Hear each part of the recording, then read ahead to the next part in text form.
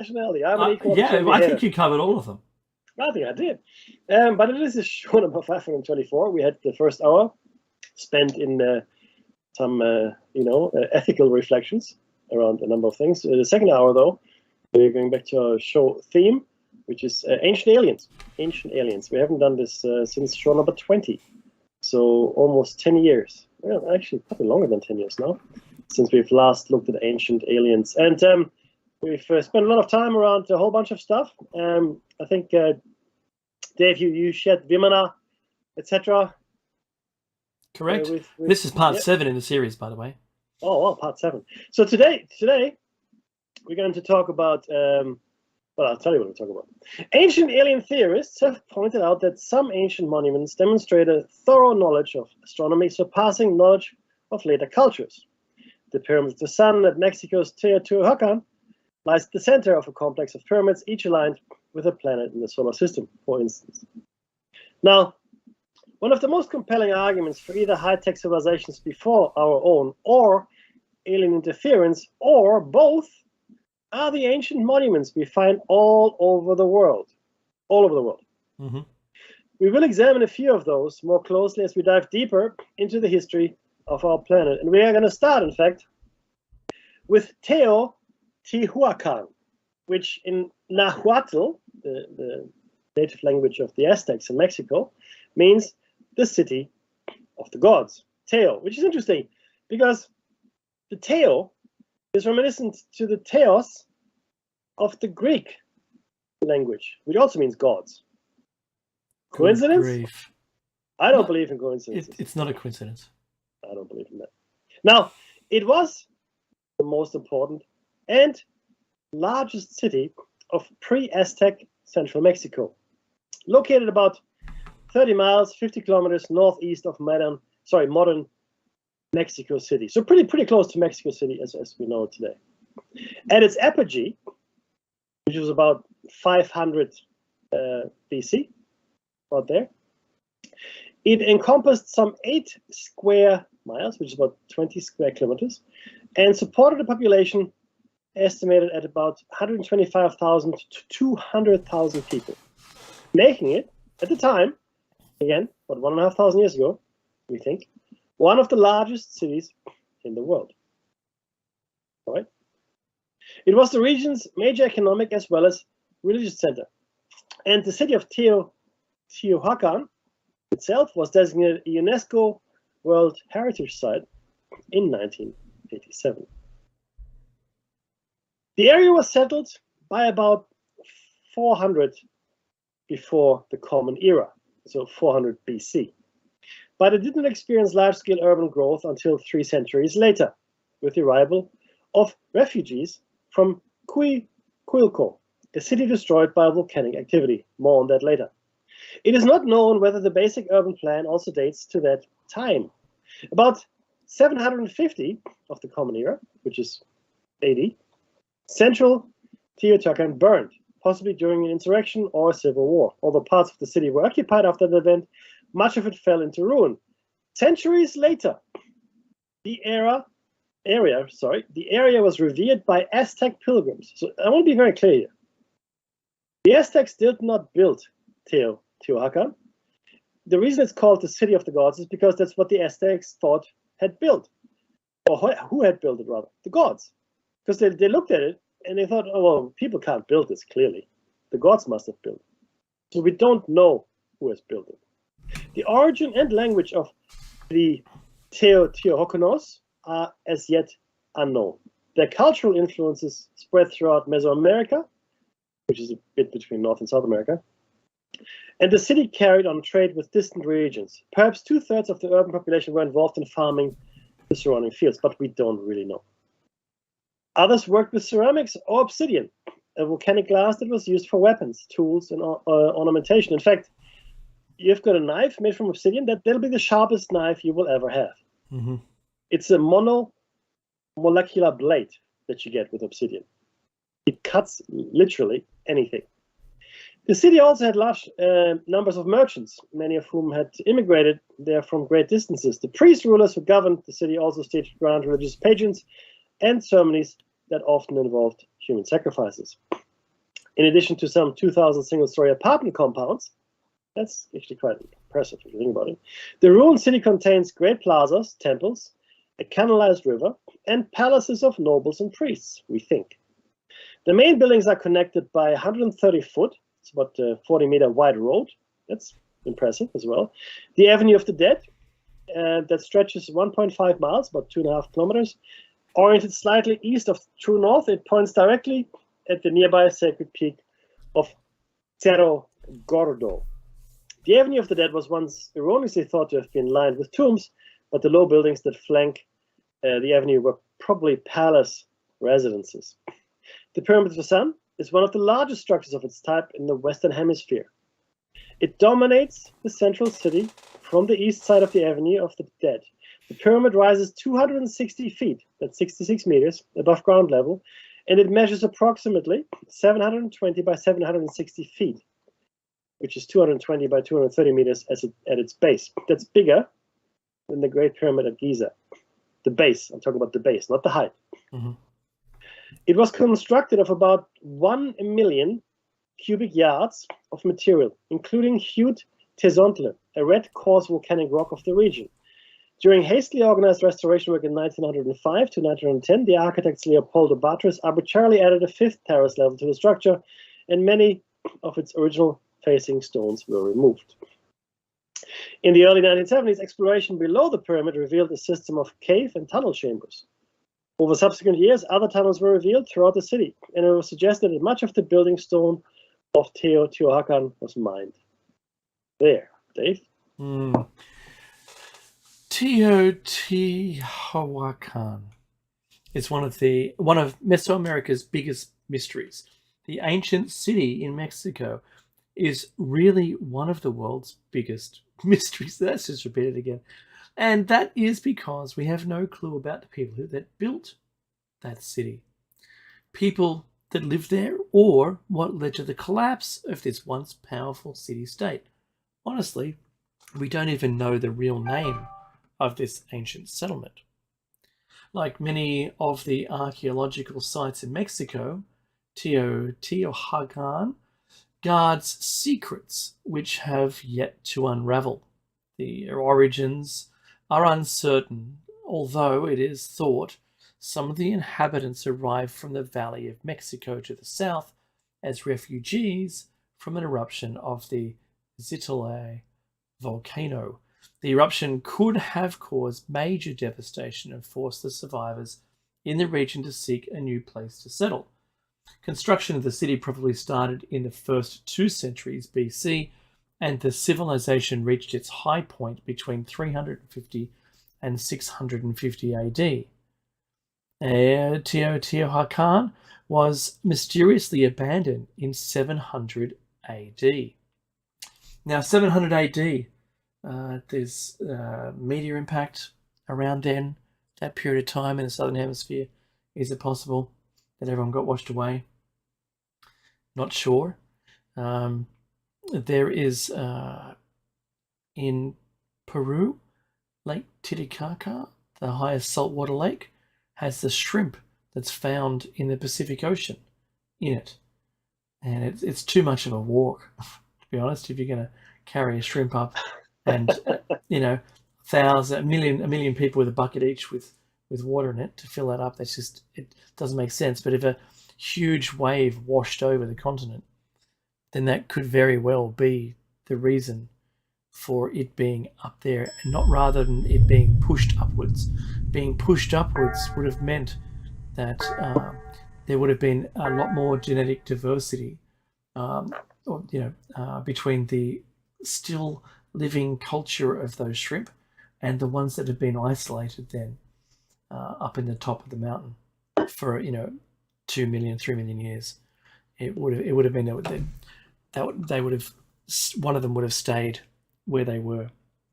So here are just some of the mysterious facts about Teotihuacan. One of the greatest mysteries is that no one knows where the huge population that lived here eventually ended up. It is as if they vanished without a trace, and I've given you one example of what could have caused their vanishing. Number 2, Teotihuacan was one of the largest cities in the ancient world, with over 150,000 people living there. It also, from above, looks like kind of like a circuit board and the peripherals, which is really interesting. Number 3, we can find some of the largest buildings ever erected in the New World. Number 4, the layout strangely resembles a computer circuit board. There you go. With 2 large processor chips, the Sun Pyramid and the Moon Pyramid. Number 5, archaeologists have found large quantities of mica. Yet this mineral is found 3,000 miles away in Brazil, which is currently underwater because of flooding. Mica is present almost in every single building. It could have been a trade route, but who knows? Number 6, archaeologists have discovered hundreds of mysterious once metallic spheres buried deep beneath the ancient pyramid in Mexico City, and we have absolutely no idea what they're for. Is it part of the electric universe? I wonder. Teotihuacan means city of the gods, but can also be interpreted as the place where men become gods. It could have been the place where they landed. Could it, came, you know what I mean? Number 8, along the Avenue of the Dead, the pyramids align in perfect distance of each other and reflect the exact orbit of the planets. Oh, that's one of the ones I've forgotten. The area around Teotihuacan was settled in somewhere around 400 BC. Tremendous progress happened between 100 to 250 AD, during which many iconic pyramids such as the Pyramid of the Sun and the Moon were built. The civilization reached its zenith about 400 AD. You know what, Mickey? That's like longer than our cities have been in place. Correct. You've got to think about how and look, just be honest, it was a different landscape back then too, to be honest. So in the 700s, the city was plagued or pillaged and burned to ashes.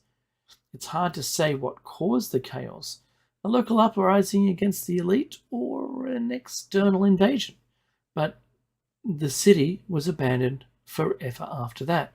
No one knows where the ancient people went, unlike Mayans and Aztecs, who continue to live among us with their habits, all those damn habits, and practices.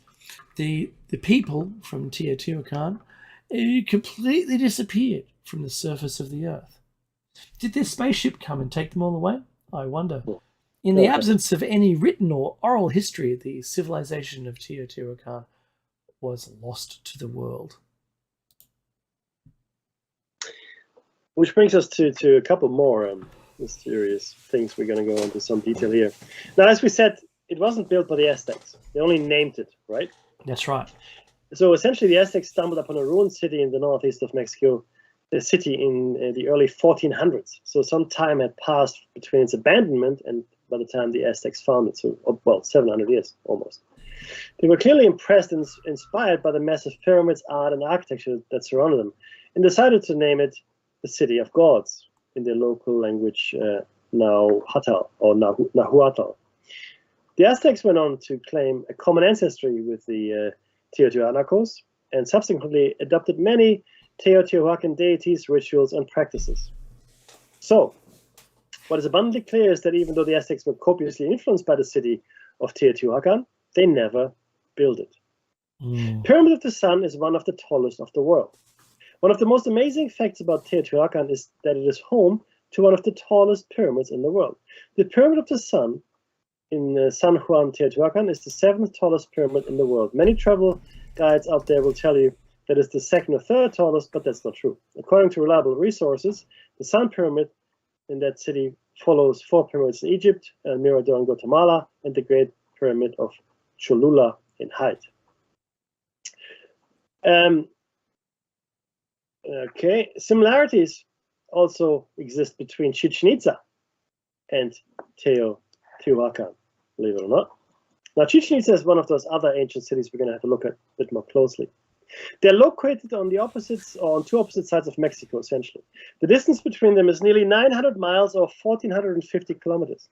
Yet we see a number of similarities between the two civilizations, some of them outright incredible, which leads me to believe, well, maybe it's not two different civilizations, Dave, but rather one civilization that spanned that, that geography at that time. For example, both of the cities were astronomically aligned. The position of temples, sacrificial altars, even residential complexes are aligned according to the movement of sun.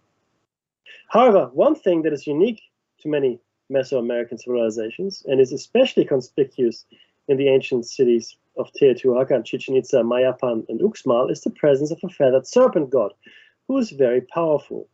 In Teotihuacan, that god is called Quetzalcoatl. In the Mayan culture, it is known as Kukulkan. It will be interesting to find out if the idea moved from east to west or vice versa. Now, just 2 seconds on Quetzalcoatl. So Quetzalcoatl was a guy. It's a white guy with a beard, in fact. And he was prophesied to return. He had red hair. And and he returned when Cortez returned, or came to the shore. So I think it was Cortez, I think it was Cortez. Mm-hmm. It might be Pizarro, but I think and they Cortez. believed that their legends were true, and he had returned. And therefore there was very little resistance the Aztecs offered up to the numerically inferior Spanish invasion force, and thus that was pretty much it. But yeah, so that was interesting. So Quetzalcoatl, and he also on his clothing apparently was the symbol of a cross. Very interesting as well, right? And again, he was known as Kukulkan. It might have been a Celtic cross, not a Christian cross. Kukulkan in Chichen Itza. Dave. Yeah, I'm presuming mural collection of Teotihuacan. I nearly got it right. Will blow your mind away. Well, this is something I was not even aware of while planning, this is the author's, my visit to Teotihuacan from Mexico City. But when I got there, I noticed several monuments had once been adorned with colourful frescoes. One of these paintings still remain, like the ones in the courtyard and inner rooms of the palace of Itzpapotl. That'll do. Papalotl. Yeah. Itzpapalotl. The jaguar mural in the alcove between pyramids of the sun and the moon, and the ones in the residential complex of Tepantilla. Additionally, there is a dedicated museum on site for Teotihuacan murals. It is called Beatriz de la Fuente Mural Museum. Murals in Teotihuacan mainly depict mythical deities, nature, and sacrifices. The image of the great goddess from Tepantitla complex with an elaborate headdress made up of a flowering tree, birds, and animals makes quite an impression. Unfortunately, many of these ancient murals were looted, damaged, in the early 20th century. A large collection was secretly removed by Harold Wagner in the 1960s and later bequeathed to the Fine Arts Museum of San Francisco. Known as the Wagner Collection, this set is now conserved under a collaborative project with Mexico. The Teotihuacan script has not yet been deciphered, so we don't have a Rosetta Stone here, unfortunately. Even though the Teotihuacanos were skillful painters, they never got around to developing a written script. Or maybe they did, but we haven't gotten around to deciphering it yet. We know very little of the Teotihuacan script except for the fact that it was glyph-based. Researchers postulate that the Teotihuacanos could have used the Isthmian script, an ancient writing system in Mesoamerica. The discovery of an Isthmian inscription on a Teotihuacan-style mask supports this assumption. Unfortunately, the Isthmian script remains undecipherable till today. This is one of the main reasons why we know so little about this illustrious civilization, even today.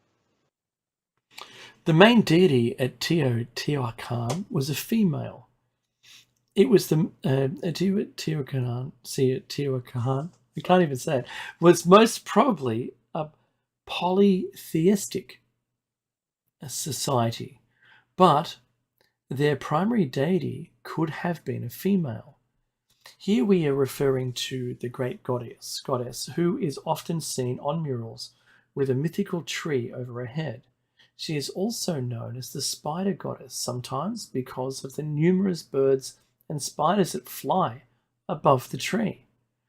Teotihuacan gods share a lot of commonalities and could very well have been the predecessors of several Aztec deities. Great goddess sounds similar, or quite similar, to the Aztec goddess. Oh, you can do that one. Okay, Xochiquetzal. Their rain god was Tlaloc, and feathered serpent was Aztec Empire's Quetzalcoatl. Enough evidence to show that the Aztecs were in awe of the lost kingdom of Teotihuacan. Teotihuacan was also once a major exporter of obsidian, interestingly enough. So they imported mica, clearly, but they exported obsidian. When we talk about trade and industry, we know for sure that Teotihuacan was a rich kingdom. Majority of its wealth came from the monopoly that it had on the trade of obsidian. Again, it's a black-colored volcanic semi-precious stone. It's really volcanic glass. Mm-hmm. Obsidian was widely used in Mesoamerican rituals as well as in making tools and weapons. Teotihuacan controlled two large obsidian mines in central Mexico, the mines of Sierra de la Navajas and Otumba. Archaeological evidence suggests that trade routes from Teotihuacan extended as far as southwestern USA, in the north and to Panama in the south. So no doubt the ancient empire rose to be one of the most powerful in the region, and that just probably goes in aid of what I said earlier, that Chichen Itza and Teotihuacan might have very well been part of the very same empire, maybe the two major cities, as it were. And they were trading up north and into the south, and then again something happened, and well, what we don't know. But what is more important, though, is it's a bit more stuff here for us to share with you. The extremely precise alignment with the planets and the sun, and the incredible level of technology and craftsmanship that existed. And again, it didn't seem to have developed. It was just built. There are no predecessors. You go, okay, well, this was built first, and then they did this. They just built it. Similarly, in Egypt, the pyramids, the oldest pyramids, and people will tell you Saqqara is the oldest pyramid. That's not true. Saqqara is the youngest. Okay, the oldest pyramids are the three great pyramids of Giza, the Giza Plateau. Those are the oldest. And the rest were attempts to make something like it. Correct. Right, and much inferior. By the way, attempts, as it were. So again, the question is, how could a civilization spring up, having all of these abilities, without seeing any development, really, right? And then just disappear from the face of the earth, without leaving us a clue as to who they really were. Anyway, but Dave, what is next? So Teotihuacan was Mesoamerica's first cosmopolitan city. No doubt all that trade led to frequent exchange of ideas, practices, and most importantly, people. People from all over the region migrated to the city to make their fortunes in trade and business. Consequently, Teotihuacan became one big melting pot of cultures, an ancient cosmopolitan city in the true sense of the word. A study by University of California, Berkeley suggests that ethnic groups from Oaxaca, Veracruz, Michoacan, Yucatan, and the Mexico Valley inhabited Teotihuacan. Multi-ethnicity could be a reason why Teotihuacanos largely disappeared after the collapse of the kingdom in 700 AD. Since there is no evidence of a mass migration, each ethnic group could have gone back to its original fold, thus leaving no trace of a cohesive Teotihuacan culture. Meki, the tsunami that hit all that time ago was the evidence found in Australia for it, where the tsunami would have been 30 meters higher than the headlands and washed all the way to the mountains. Yep. And it is suggested that there was a huge impact, and it's the same reason why none of the South Pacific islands were inhabited, including New Zealand. Absolutely. Until about 700 years ago, when they branched back out again. Yeah. So it's entirely possible that happened. If there were no survivors of the event, right, then there would be no stories about it, and we wouldn't know about it really. From folklore. People might have, on the outer fringes might have seen something, but if you're directly affected by it, right? Let's say, chances are you don't live through it. Yeah, you don't live through it. Correct. So no one can take that story then and keep telling it to people, and eventually you're quite right. Eventually the vacated space, as it were, be it an island or peninsula or large gets repopulated again. Yeah. Bingo. And you might find things, monuments, buildings, that were built in such a way that they would have withstood the inundation or whatever catastrophe there was, and were still habitable. Clearly, much of it was destroyed, much of the city, but the tallest, strongest, best built buildings remain. They're what's left. To be inspiring awe in the Aztecs who just moved in. Well, we know the Aztecs and the Mayans built what they built in very similar fashion, but there's a distinct difference in the architecture. Yeah. That's right. So in they moved, and we find repurposing all around the world. I want to quickly 2 seconds on that. All the churches, many of the churches in Europe, specifically Europe, but not just Europe, are built on ancient holy sites. There was already some kind of building or some kind of stone circle or something was already there, and they just repurposed it and built that church on top of it, or temple, or mosque, or whatever have you. Again, the Jupiter temple in Baalbek. There's a huge platform. Oh, that's a great platform. Why don't we use it? Right, and off they went. They look around left to right and go, well, no one else is here, so I suppose it's ours. Yeah. And built a fantastic Jupiter temple on top of it, which was again in its own right, quite a feat. And then later dwellers built a fortress, quite crude, in the Jupiter temple. But you can see the different stages of construction. You got to be a moron to see them. Right? You can clearly see the different stages of construction.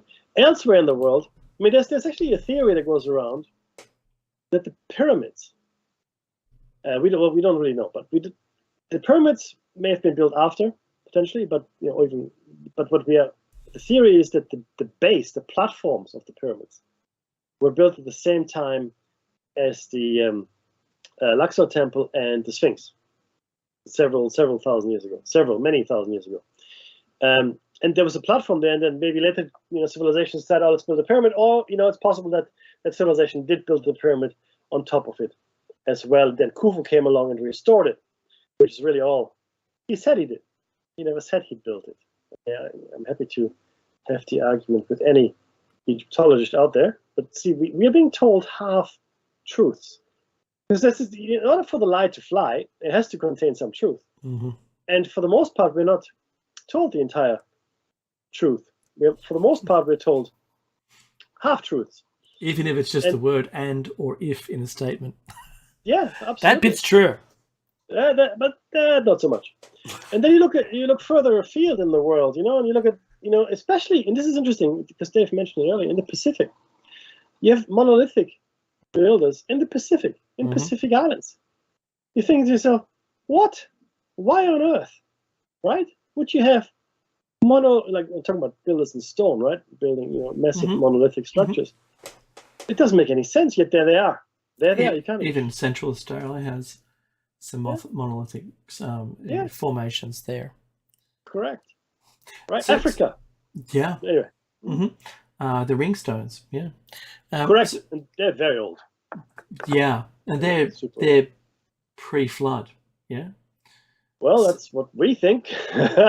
Well, yeah, that's true. Anyway, so part of the architecture, Mickey, I'm a big fan of architecture. I look around the world, and you can date periods of time. You can see copies, but you can date periods of time where a particular feature was prevalent, and it's quite good to see that it remains even today. Whether it's going to be Doric or Corinthian, large stone pillars or columns that hold up the entrance to some buildings, like the White House. It wasn't moved there from ancient Greece, but it has a style of ancient Greece. 100%. It's interesting to see, through the 15th to the 17th century, you can see movement of people who were stone masons going across Europe and building structures or changing them. Certainly being asked to build large things, and you can tell by the architecture when it was built, because or the style continued. Right, the style existed for a range. Now, you go to Las Vegas and you'd be confused if you were, a paleontologist 1,000 years from now, and it was still stood for some reason. You would go, what? Yeah, we've found these features from all around the world. Maybe they started there. Anyway, the secret tunnels, if you didn't know, they've been discovered under the pyramids of the Moon and Plumbed Serpent. This is probably one of the most fascinating facts about Teotihuacan, the discovery of secret tunnels stashed with treasures. I don't think it can get any more exciting than this. Not one, but 2 tunnels have been discovered in Teotihuacan. So one of them is under the Pyramid of the Moon, and the other, more recent one, in the Citadel, right under the Pyramid of the Feathered Serpent. Archaeologists have discovered a ton of stuff in the recent excavation. Pottery, seashells, statues, precious necklaces, obsidian knives. I must have got them off eBay, Mickey. And wooden figurines. What these tunnels were used for, we can only imagine. Maybe this is where men turned into gods once they were buried after being sacrificed. A world where the dead lived after their deaths. We will never know for sure. And I think Mickey's popped off. And I think it's time for the Sumerians. Yes. All right, the Sumerians. The Sumerians are one of the oldest civilizations known to man. The Sumerians believed that they were created by the Anunnaki, which was a group of ETs. The Sumerians believed the Anunnaki came from the stars to planet Earth to mine for gold. According to ancient myths, the Anunnaki needed workers to mine for gold, so they genetically engineered and created the Sumerians, or humans, to do the work. That we have an entire show arc on the Anunnaki. So this is only a little highlight for the ancient alien theory. A couple of other things that go together with the Sumerians is the introduction of the cheetah, which is made of both dog and cat DNA. It's the only non-claw retractable cat species, but it also has cat and dog fur, and on top of that, it's susceptible to both cat-only and dog-only viruses. But it's said that these were their pets, like our domesticated felines we have in many houses around the world. So we also have, this is also from South America, from southern Mexico, Pacal's sarcophagus. It has an image, and if you're watching this YouTube stream, then I'll show it on in the middle. It definitely looks like a person who's been drawn as a slice through view of the internals inside a working machine. Now, whether or not that is a Vimana or some other flying machine, but the person is viewing, they're seated, they've got their hands on controls, their feet, in this one their feet aren't on pedals, but there's an engine and flames coming out the back, and it looks like there's an air intake. It looks like they're, like a jet motor or something like that, like a flying machine. Definitely a flying machine. So from southern Mexico, Pacal the Great ruled over the Mayan city of Palenque. During the 7th century, he was buried inside a pyramid called the Temple of the Inscriptions. The intricately carved lid of his sarcophagus has become a classic work of Mayan art and also proof and evidence for ancient alien theorists. In their view, that's what includes mine, Pacal is pictured in a spaceship or spacecraft during takeoff, with his hand on a control panel, his foot on a pedal, and an oxygen tube in his mouth. I can see that. Kind of in his nose, I think, more like that. So now we go back to India. And this is the Mahabharata and the Ramayana. These ancient Indian epics that talk about a great battle with men in flying machines, nuclear-like explosions, and large powerful weapons, written over 2,000 years ago, are they just a good story, or did they witness something in the sky back then? They are also interesting parallels to this concept in the Bible. Pumapunku is that's on the shores of Lake Titicaca, which I mentioned earlier, where the entire city is a field of stones ruined and scattered across the landscape. Crazy. And they had interlocking blocks, like of the likes of which we don't build, and no one has ever seen build in that way ever again. So located in South America in the Bolivian highlands, Pumapunku is a field of stone ruins scattered with enormous, finely carved blocks. Such precise workmanship on a massive scale would have been nearly impossible without modern tools and machines. Yet the ruins are more than 1,000 years old. Ancient alien theorists have hypothesized that extraterrestrials, with advanced engineering techniques, created the site or advised the people who built it. The stones of Pumapunku are made up of granite and diorite, and the only stone harder is diamond. Not only were these stones really hard to cut, but they were also extremely heavy, and one of these stones weighs 800 tons. You've got to appreciate where this is, and only in a time when if there wasn't any formal ice in glacier form on the planet, you could only imagine that the weather would have been a little wetter possibly allowing the aid of the ground to be fertile enough to be able to grow crops, because otherwise it's too far away from anything to have been able to live there. It's kind of, today it's like a desert. So I'm going to move on.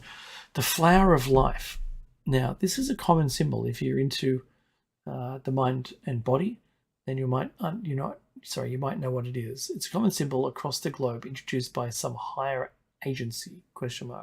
Surviving symbol of a global culture. It's quite possible. One of the things that the flood stories have told us is that we were all separated after the flood and given our own languages so that we couldn't communicate. We were also devoid of our longevity of living forever and given a time limit of 120 years, or as you know it with the sun, 120 revolutions around the sun. The flower of life was known around in ancient times, occurring in Temple of Osiris, Romania, Israel, China, and many more places. Everything in the universe is geometric, whether it's people, trees, animals, plants, solar systems, stars, you name it. Allegedly, everything in the universe comes out of this single pattern. The flower of life is a modern name given to a geometrical figure composed of multiple, evenly spaced, overlapping circles. They are arranged to form a flower-like pattern with a six-fold symmetry. Similar to a hexagon, the center of each circle is on the circumference of 6 surrounding circles of the same diameter. It is considered by some to be a symbol of sacred geometry, said to contain ancient spiritual value depicting the fundamental forms of space and time. There are many spiritual beliefs associated with the flower of life. For example, depictions of the 5 Platonic solids are found within the symbol of Metatron's cube, which may be derived from the flower of life pattern. These Platonic solids, I don't know why it says, it did say Platonic solids, sorry, my fault. Platonic solids are geometric forms which are said to act as a template from which all life springs. The seed and flower are heavily associated with the biblical prophet Enoch and the archangel Metatron. That Jewish mystical medieval literature states that Enoch became. In the Judeo-Christian tradition, the stages which construct the seed of life are said to represent the 6 days of creation in which Elohim created life. This is Genesis 2, 2-3. And it's also Exodus 23, 12, Isaiah 56, between 6 and 8. Within these stages, among other things, are the symbols of the Vesica Pisces, an ancient religious symbol, and Borromene rings, which represents the Holy Trinity. The flower of life can be found in the temples, art, and manuscripts of cultures from all over the world. The following are some of the locations in which the flower of life symbol has been sighted. In Assyria, the palace of Ashurbanipal. In Egypt, the temple of Osiris. In Abydos and at Mount Sinai. It's been found in Hungary. It's found in Israel and Masada, China, the Forbidden City and various temples. In Japan, various temples. India, the Golden Temple, Hampi, and the temples of Arjanta. In Bulgaria, the ancient city of Presley, and in ruins of Kabylie, near the city of Jambol. In Turkey, various old Roman sites. In Spain, Austria, Italy. In Italy, it's the Italian art from the 13th century. North Africa, Morocco, Middle East, Lebanon, and various Islamic mosques. South America in Peru, North America in Mexico, Great Britain in Westminster Abbey within the 13th century Cosmati pavement, in Brooklyn, in Greenpoint with this century, although not perceived by many as significant. But the flower of life, Urbano d'Arfo Boreal, Terme, Italy, the basic symmetry of the flower of life, radiating hexagonally outward from the center and branching off into more hexagonally radiating structures, is also the basic shape of a snowflake. Life originally evolved in water, and all life on Earth requires water as the essential compound of life. Therefore, an additional aspect to the symbolism is to be found in the fact that the geometrical structure of crystallized water is also the basic structure of the flower of life. And thus concludes the Ancient Aliens show cycle. Thank goodness. Now, Meki's had to step away. He sent me a message saying he had to do something. So that's good. And I really appreciate the people. I'm doing a little quick shout out in the chat room. I can see Ahmad, Maced, Manifester, Or Green, Wally, Lady Horse, Not Much to It, WH Devo, In the Kitchen, the Right Reverend Doctor, can't read the rest of it, blah, Hip Psycho, or High Psycho. Hi Psycho. You've been talking to us during the show today. Amelia, Batsman, Surrey Sunflower, Dirt, Comet, Starfighter, Gino 2017, Backwoman, Nessamania, Popsicle Toes. That's very interesting. Goodness me. So, I'm a huge believer in the ancient alien theory, and I believe that I'm in line, or I align my thoughts to the Sumerians being the original text of which it describes the creation of man. But if you go back further, possibly further in time, the Vedic text seemed to describe the time before the flood also, but with warring, spacefaring people who could fly around the sky and shoot at each other, and for whatever that meant, they had fantastic weapons. Was that just us? Was it really space people, or was this just one of our prior iterations as intelligent life on this planet? Were they visitors? Is this a zoo planet where all of the neighboring stars that are about to go supernova, those creatures are brought here to live here? Because this is like the one that's the newest, possibly, or has the best climate for everything. It's Goldilocks zone stuff. Is that what happens? If we go to Mars, for instance, if we went to Mars, we haven't come in contact with any of those organisms or bacteria that was there. If we happen to unfreeze dry them, what's that going to do to us, I wonder? If we lived happily ever after on Mars, maybe we came from there. It's always something to think about. Where did we come from? I had thought for a while that we were brought here, but when I learnt all about the Sumerians and the Anunnaki, and then of course the Dogon tribe, who believed that they were visited by aliens, and they told them all about where they came from, but of course with the visible, naked eye you can only see one star. They said they came from the other star, the one you can't see, that's fantastic, because you couldn't have made that up. I think it would have been impossible. They even had a diagram which they now hold as sacred, which describes the second star in the planet that orbits it, which is wow, the Dogons. Yeah, they don't have enough science to understand what it means at all. Lucky they were able to have a stylized picture of it, but still understand it no less. the ancient monuments we see around the planet, and the way that we've described owning them. Oh no, we built them, yeah, for sure.